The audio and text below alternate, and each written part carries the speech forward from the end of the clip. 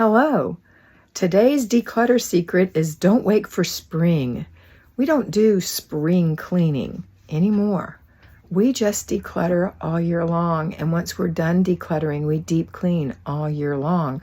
Not to the extent of a spring cleaning where you have to just bury yourself in your work and wear yourself out and you're emotionally distressed. Some people are excited about it, but at the end they're just worn out.